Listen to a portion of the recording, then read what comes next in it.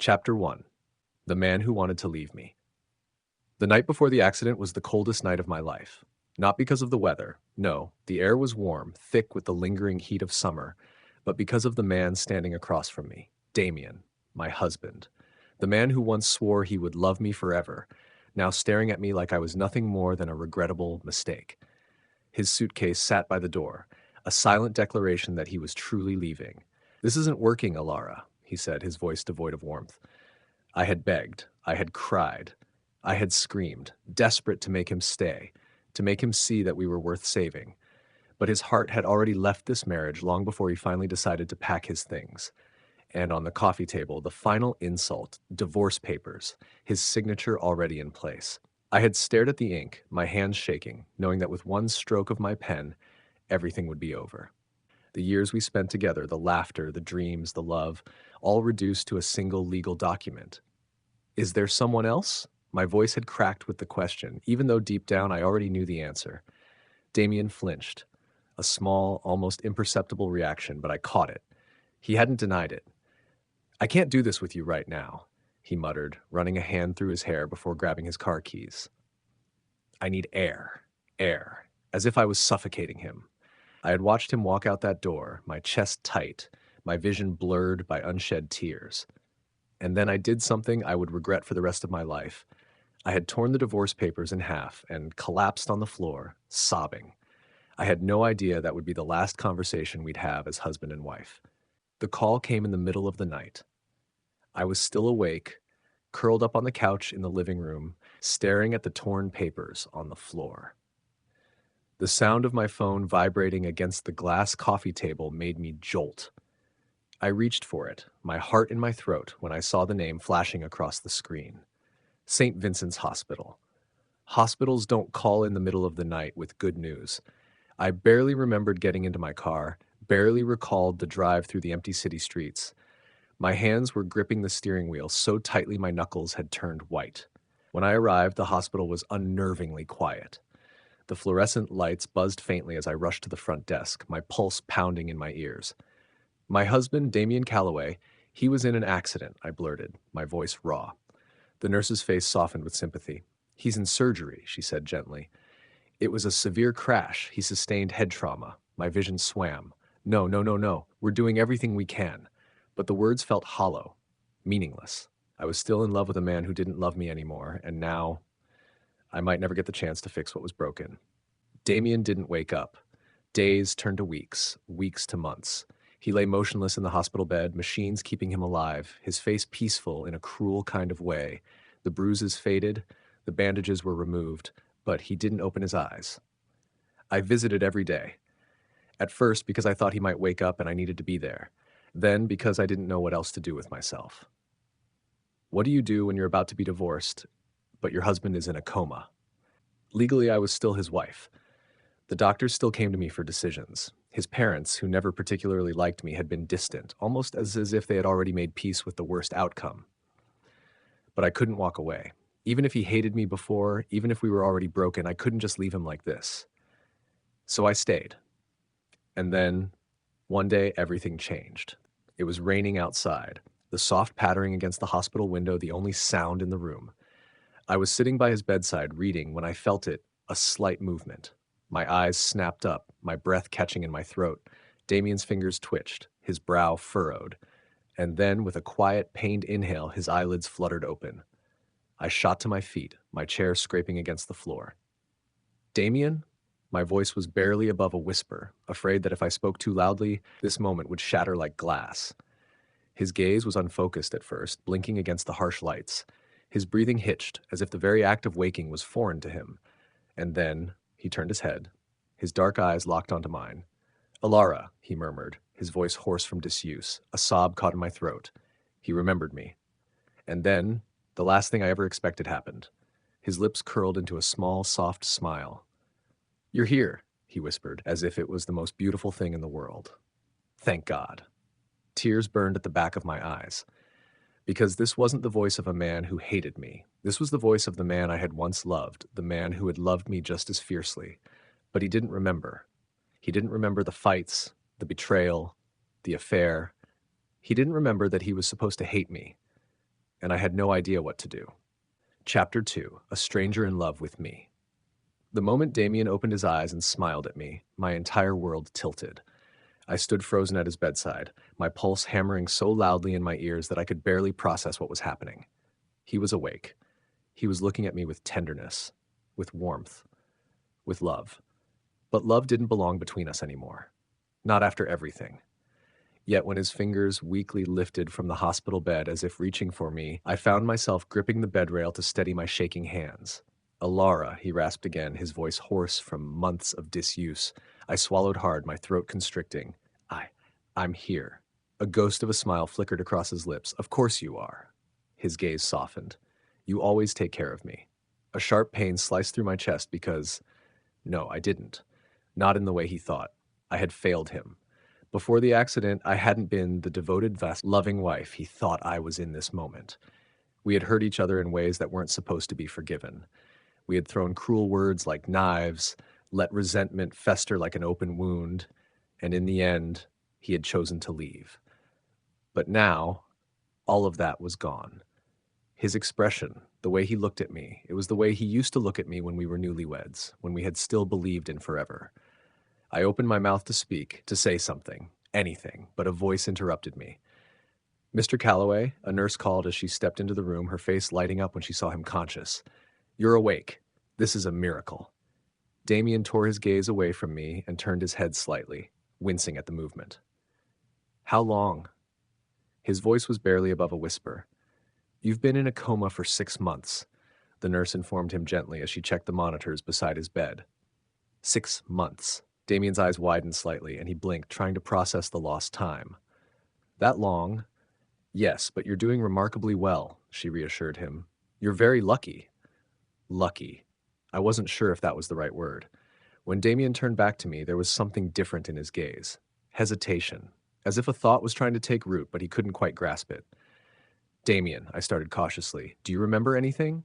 About the accident?" His brows furrowed. "I was driving." A flicker of something crossed his face. "It was late." I held my breath. "And then?" "Nothing," he exhaled, frustrated. "It's just blank." I released the breath I hadn't realized I was holding. He didn't remember. Not just the accident, but everything that had led up to it. He didn't remember packing his bags. He didn't remember the signed divorce papers. He didn't remember the affair. And most of all, he didn't remember that he had hated me. The days that followed were a nightmare I didn't know how to wake up from. Damien clung to me. Every time he opened his eyes, it was my name on his lips. Every time a doctor or nurse came in to check on him, he would reach for my hand, intertwining our fingers like it was the most natural thing in the world. And every time he did, I had to fight the urge to pull away. I had spent months preparing for the moment he would wake up, but I had never imagined it like this, that he would look at me as if I were his whole world, that he would still believe in us when I knew the truth. It was suffocating. It was intoxicating. It was a lie, one I wasn't sure how long I could keep up. "God, I missed you," Damien murmured one evening, his thumb grazing the back of my hand as I sat beside his hospital bed. I forced a smile, my stomach twisting painfully. "You don't even remember what you missed." "I don't need to," he said softly. "I just know." I felt like I was drowning. I had spent the last year convincing myself that our love was dead, that what we had built had turned to ash, scattered in the wind, irretrievable. But here he was, looking at me like I was the best thing that had ever happened to him. "I want to go home," he whispered. Home. The house we had shared, the house where every wall held memories, both beautiful and agonizing. Could I really bring him back there? Back to a life he had chosen to leave? "I don't know if that's a good idea," I said hesitantly. He frowned, confused. "Why not?" "Because that house wasn't our home anymore." Because once he stepped through that door, it would only be a matter of time before the memories came back. And then the man who was holding my hand so gently now would remember the truth, that he had once looked at me with love, only to turn that love into resentment. And when that moment came, he wouldn't be reaching for me anymore. He would be walking away. Again. I was about to respond when a knock at the door startled us both. Before I could say anything, the door swung open and a woman rushed in. She was beautiful, tall, elegant, with striking features and dark waves of hair cascading over her shoulders. but her expression was a mixture of devastation and desperation. "Damien," she gasped, tears brimming in her eyes. Damien blinked, startled. I, however, went cold, because I knew exactly who she was. Sophia, his lover, the woman he had been planning to leave me for. Her lips parted as if she were about to say something, but then her gaze landed on our intertwined hands. Her expression crumpled. "What?" she breathed. "What's going on?" Damien's grip on my hand tightened slightly. "I'm sorry, but do I know you?" The silence that followed was deafening. Sophia's face paled. My heartbeat thundered in my chest, and Damien was looking at her like she was nothing more than a stranger.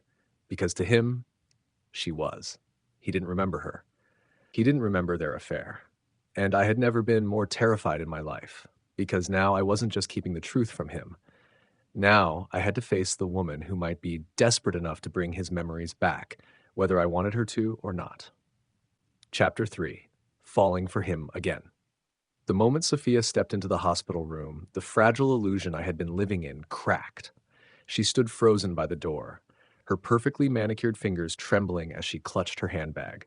Her dark eyes darted from Damien, who was staring at her with polite confusion, to me, still sitting beside him, his hand wrapped around mine. I should have pulled away. I should have let go. But I didn't, because for the first time in months, I was the one he reached for, not her. And she knew it. Her lips parted, her voice barely a whisper. "Damien, it's me. It's Sophia." Damien blinked, his brows knitting together. "Sophia?" Hope flickered in her eyes. "Yes. Oh, thank you. Remember me?" His frown deepened. No, I'm sorry. I don't think I do." Sophia visibly flinched, like he had slapped her. I should have felt sorry for her, but I didn't. Because while she was standing there, looking heartbroken over the fact that he had forgotten her, I was sitting here, drowning in the fear of the day he would remember. The tension in the room was suffocating. Sophia's gaze snapped back to me, sharp and searching. She was trying to make sense of what was happening, why Damien was holding my hand, why he looked at me like I was the center of his world when, before the accident, I had already been replaced. Her lips pressed into a thin line. "Can we talk privately?" she asked Damien, her voice strained. His grip on my hand tightened instinctively. I don't know who you are," he said, glancing at me as if looking for reassurance. "I think I'd rather stay with Alara right now." Sophia's breath hitched, and for a second I saw raw pain flash across her face. But then, just as quickly, her expression hardened. "This isn't over," she said, more to me than to Damien. Then, without another word, she turned on her heel and walked out of the room, her heels clicking against the tile floor. The moment the door shut behind her, I let out the breath I hadn't realized I was holding. Damien shifted beside me. "Who was that?" I hesitated. I could tell him. I could lay everything bare right now. Who she was, what she had meant to him, what he had done. But if I did, I would lose him all over again. So I forced a small smile and said, "Someone from your past." Damien studied me for a long moment, his expression unreadable. Then, to my surprise, he let out a breath and nodded. "Doesn't matter. You're the only one I care about." And just like that, the guilt hit me like a tidal wave. 2 weeks later, Damien was discharged from the hospital, and just like that, I brought home a man who no longer remembered that he had wanted to leave. It felt surreal, stepping back into our house, the house that had been filled with silence and heartbreak before his accident. But now, Damien walked through the door like it was a place he had wanted to return to, his eyes full of warmth instead of resentment. "Feels good to be home," he murmured, his fingers brushing against mine as I helped him inside. I swallowed hard. Yeah. If only he knew how much of this place was a graveyard for what we used to be. I expected it to be awkward, painful. But in those first few days, Damien was different. Gone was the distant, cold man who had been pulling away from me for months. In his place was him. The Damien I had once loved with every piece of my heart. The one who made me laugh. The one who teased me when I burned dinner, then kissed my forehead and ate it anyway. The one who pulled me close at night, even when he was half asleep, like his body had never forgotten that I belonged there. And I was falling for him all over again, even though I knew I shouldn't, even though every moment we shared was built on borrowed time, because one day his memories would come back, and when they did, he would leave me again. One night, I found him in the kitchen, struggling to reach something on the top shelf. I watched from the doorway for a moment, a small smile tugging at my lips as he frowned in frustration. "Need some help?" I teased. Damien turned, grinning sheepishly. I forgot I was recovering from a coma. My body doesn't work like it used to. I stepped closer, reaching up to grab the mug he had been aiming for. As I handed it to him, I felt it, his eyes lingering on me a little too long, something unreadable in his gaze. Alara, he murmured. Something in his tone sent my pulse into a frantic rhythm. Before I could step away, his fingers brushed against mine, lingering, tracing. And then, slowly, carefully, he leaned in. My breath caught. This was wrong. This was so wrong. Because if he had all his memories, he wouldn't be standing this close. He wouldn't be looking at me like I was the love of his life. He wouldn't. Damien kissed me. And God help me, I kissed him back. It was soft at first, hesitant, a rediscovery. Then he deepened it, pulling me closer, his hands settling on my waist like they belonged there. For a brief, dizzying moment, I let myself pretend that this was real, that we weren't broken, that I wasn't lying to him with every second that passed. But reality was a cruel thing, because just as quickly as it started, Damien suddenly tensed. He pulled back, his brows furrowing in confusion. His fingers lightly touched his temple as he squeezed his eyes shut. Damien? I asked, my heart seizing. He exhaled shakily. I just had the strangest feeling, like déjà vu. He looked at me again, something flickering behind his eyes. Like I should remember something, but I can't. Dread curled in my stomach. His memories, they were trying to come back, and the moment they did, I knew I would lose him all over again. Chapter 4. The Ghosts of Our Marriage. A Love That Feels Like a Lie. I could still feel Damien's lips on mine, the warmth of his hands on my waist, the quiet desperation in the way he had kissed me, like he was trying to remember something lost. And now he was staring at me with something dangerously close to recognition. I forced myself to breathe. Are you okay? Damien exhaled shakily, his fingers pressing against his temple as if trying to hold his thoughts together. I don't know. That kiss, it felt familiar, like I've done it 1,000 times before. My throat tightened. Because you have. You have, I said softly. We've kissed 1,000 times before. A small, sheepish smile flickered across his face. Yeah, I guess that makes sense. But then his expression clouded. It's just, for a second, it felt like I should be remembering something. Like there's a piece missing. I swallowed hard. There was a piece missing. The part where he had kissed me once and then stopped kissing me altogether. The part where love had curdled into resentment. The part where our marriage had become a battlefield of cold silences and unspoken goodbyes. And the part where he had chosen someone else. I took a step back, desperate to put space between us. Maybe you're just overthinking it. The doctors said memories might come back slowly. It doesn't have to mean anything. But I could tell from the way his gaze lingered on me that he wasn't convinced. I turned away before he could see the fear in my eyes. Because if he was already starting to feel the gaps in his memory, then it was only a matter of time before he filled them in. And once he did, this fragile illusion, the one where I was still his wife, still the woman he loved, would shatter. The next morning, I found Damien in the study, standing completely still, his eyes fixed on the bookshelf. He was staring at something that made his expression darken, like a storm was gathering inside him. Damien? I called hesitantly. He didn't move. These books? I frowned, stepping closer. What about them? He reached out, fingers brushing the spines of several novels, ones that weren't mine, ones that belonged to him.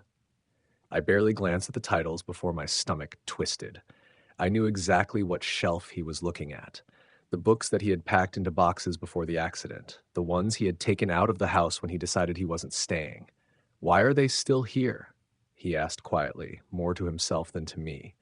I opened my mouth, then shut it. Because what was I supposed to say? That I had unpacked them after his accident? That some part of me, some stupid, foolish part, had refused to accept that he had chosen to leave? I didn't have the heart to throw them away, I admitted finally. Damien's gaze flickered to me, something unreadable behind his eyes. For a long moment, he didn't say anything, and then he slowly turned back to the shelf. It's strange, he murmured. I don't remember moving them, but when I look at this, I feel like something isn't right. I felt sick, because he was right. Nothing about this was right. He wasn't supposed to be here. Not like this. As the days passed, the cracks in my lie widened. Damien started noticing things. The empty space on his side of the closet, where his packed bags had once sat, waiting for him to leave. The way I hesitated every time he reached for me, as if my body still remembered the distance that had grown between us. And the worst part? He started having dreams. One night, I woke up to the sound of him murmuring in his sleep. His brows were furrowed, his breathing uneven. I leaned over, my heart pounding. Damien? His fingers twitched, his lips parted, and then in a hoarse whisper, he said a name. Not mine. Sophia. My whole body went cold. I barely breathed as I waited for him to say something else, to give me some hint of what his subconscious was trying to remember. But after a moment, he just sighed and fell deeper into sleep. I sat in the dark, staring at him, dread curling around my heart, because I knew this was only the beginning. The ghosts of our marriage were stirring, and soon Damien would remember everything. The next morning, I was making coffee when the phone rang. I didn't think much of it until I picked up. Alara, a voice said sharply. I stiffened. Sophia. I want to see him, she said, her voice tight. You can't keep avoiding this forever. My fingers curled around the phone. He doesn't remember you. A pause. Then, coldly, yet. My stomach twisted. Sophia knew. She knew the memories were coming back, and she wasn't going to sit back and let me keep living in this false reality. This isn't fair to him, she continued. You're letting him believe in something that isn't real. I squeezed my eyes shut. And you think it's better for him to wake up to a betrayal? Sophia exhaled sharply. He deserves the truth. I opened my mouth to argue, but the words caught in my throat. Because deep down I knew she was right. I was holding on to something that wasn't mine anymore. But I wasn't ready to let go. I'll tell him when the time is right, I said finally. Sophia's voice was icy. And when will that be, Alara? When he remembers it himself? When it destroys him all over again? The call ended before I could reply. I stood there, gripping the phone so tightly my knuckles turned white. The truth was coming for me. And when it did, there would be nothing left to save. That evening, I found Damien sitting in the living room, staring at an old photo of us on our wedding day. When he looked up, there was something different in his gaze, a heaviness, a question he wasn't sure how to ask.